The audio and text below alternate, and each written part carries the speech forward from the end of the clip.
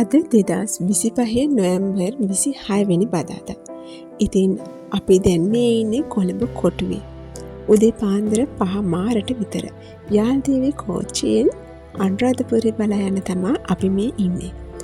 ඉතින් අපි අද යන්නේ හෙට දවසේ. ඒ කියන්නේ 2025 නොවැම්බර් 27 වෙනි දවසේ රුවන්වැලි මහා චෛත්‍යරාජයාණන් අසල දෙන 12 මහේ දන්සල අපේ කණ්ඩායමක් විසින් දෙන්න තමා මේ යන්නේ. ඉතින් මේ උතුම් පුණ්‍ය ක්‍රියාවට සතුට සිතින් දායක වෙන ගමන් ආලත් එකතු වෙන්නකෝ. ඉතින් මේ උතුම් පුණ්‍ය ක්‍රියාවට අවශ්‍ය අඩුම කුඩුම ටිකත් අරගෙන අපේ ගමින් බස් එකක් පිටත් වුණා අද පාන්දරම. අපිත් එක්කම වගේ. ඒත් ඉතින් මමයි අම්මයි තාත්තයි දුම්රියෙන් යන ගොඩක් ආස කළා. ඉතින් ඒ හින්දාම අපි තුන්දෙනා දුම්රියෙන් මේ ගමනට සහභාගී වුණා. අනුරාධපුරයේදී ඒ නඩෙත් එක්කම එකතු වෙන්න හිතාගෙන.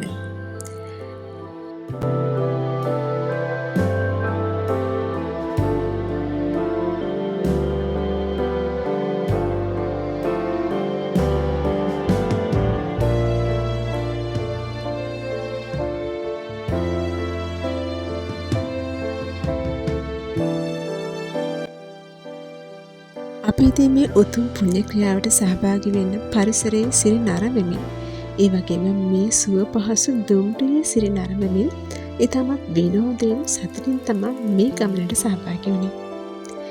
ඒත් ඉතින් අචින්ති දම්පි භවති චින්ති දම්පි විනස්සති.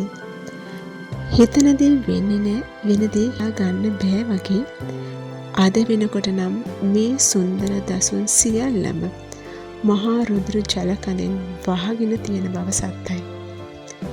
ඉතින් අපිට හිතා ගන්නවත් බැරි විදිහට සබා දහම අපිට එරෙහි වෙලා කියලා හිතෙන්නේ නැද්ද? ඇත්තටම එරෙහි වෙලා.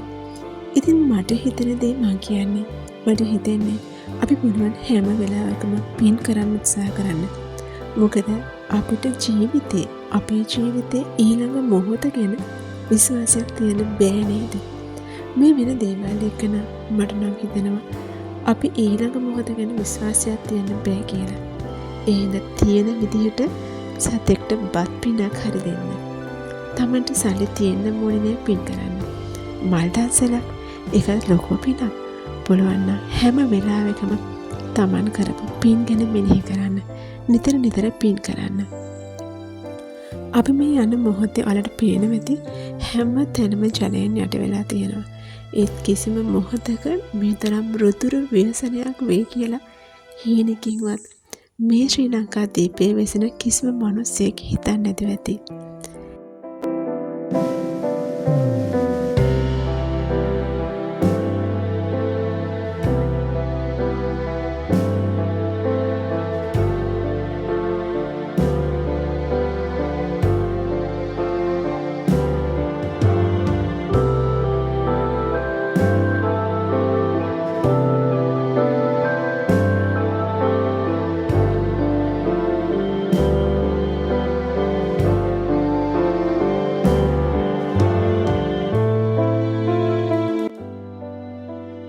ඉතින් කොහොම හරි වැස්ස මැද්දෙම අපි දවල් 11ට විතර අනුරාධපුර දුම්රිය ස්ථානයට ළඟා වුණා.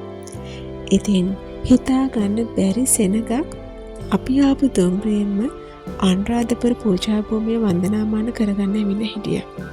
මට ඒ වෙලේ හිතුණා මේ වැස්සේ මිනිස්සු වෙනව නේද කියලා. ඉතින් අපේ දන්සලේ වැඩේ සාර්ථක වෙයි කියලා මට හිතුණා. මොකද එනකොටත් පොඩි චකිතයක් තිබුණා මේ වැස්සත් එක්ක සෙනග ඉඳීවිද කියලා. ඒත් දැන් නම් හිතෙනවා අනිවාර්යයෙන්ම අපේ දන්සල සාර්ථක වේවි කියලා. ඉතින් ඒ වැඩ කටයුතුත් බලමුකෝ. අපි එදා නවාතැන් ගත්තේ අනුරාධපුර මහා විහාරයේ. ඉතින් මහා වැස්සේ මෙච්චර දුරක් ඇවිල්ලා වැස්ස හින්දා ශ්‍රී මහා බෝධීන් වහන්සේ හා උතුම් රුවන්වැලි මහා සමිඳුන් වහන්සේ වැඳ පුදා ගන්න තු වෙන්න බෑනේ. ඉතින් අපි ටික වෙලාවක් ගිමන් හැරලා වැස්ස පොඩ්ඩක් අඩු කරපු වෙලාවේ රුවන්වැලි මහා සමිඳුන් හා උතුම් ශ්‍රී මහා බෝධීන් වහන්සේ වැඳ පුදා ගන්න පිටත් වුණා. ඉතින් වැස්සටත් හරිම ලස්සන පුණ්‍ය භූමියක තමයි මම මේ දැන් ඉන්නේ. ඉතින් එන්නකෝ ඒ සුන්දරත්වයේ විඳින ගමන් වන්දනාමාන කරගන්න.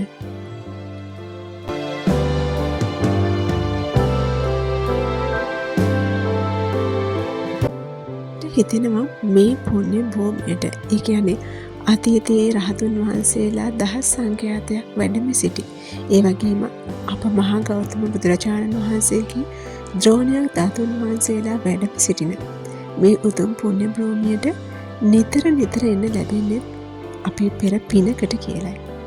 ඉතින් ඒ පින තව තවත් ශක්තිමත් කරගන්න තමයි මේ පින් දහම් කටයුතු වල නිරත වෙන්නේ. ඉතින් මම දන්නවා මම වගේම මේ උතුම් පුණ්‍ය භූමියට නිතරම පැමිණෙන මගේ සහෝදර සහෝදරියෝ ඕන තරම් ඇති.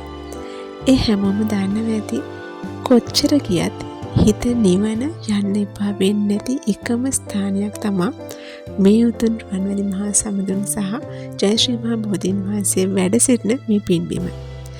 ඉතින් දන්සලේ කටයුතු තියෙන හෙට ඒ වීඩියෝ එකත් අරගෙන දන්සල සාර්ථක වන විදිහත් අරගෙනම ඊළඟ දවසේ හම්බ වෙමු. එහෙනම් අදට ගිහින් එන්න.